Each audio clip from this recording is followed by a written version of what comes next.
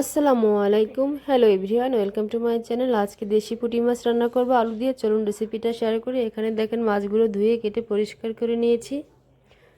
এখন কড়াই গরম করে তেল দিয়ে দিলাম, দিয়ে দিচ্ছি পেঁয়াজ রসুন বাটা। আমি একই সঙ্গে পেঁয়াজ রসুন ব্লেন্ড করে রেখেছিলাম, দিয়ে দিলাম।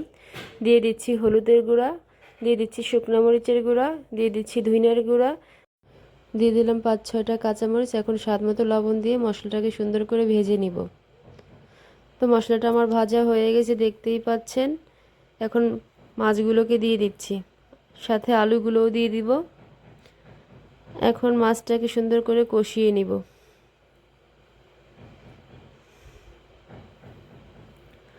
আমার কষানোর পানি দিয়ে দিলাম, কষানো হয়ে গেছে। এখন ঝোলের পানি অ্যাড করে দিচ্ছি।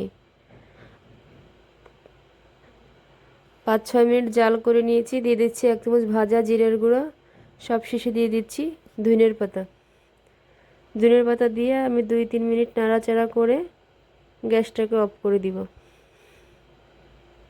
তো আমি গ্যাসটা অফ করে দিয়েছি, দেখতেই পাচ্ছেন। এই দেখেন গ্যাসটা অফ করে দিয়েছি। এখন একটা প্লেটে নামিয়ে নিয়েছি। দেখেন রান্নার ফাইনাল লুক কেমন হয়েছে অবশ্যই কমেন্ট করে জানাবেন। আজকের মতো এখানেই বিদায় নিচ্ছি। Thank you for watching. আল্লাহ হাফেজ।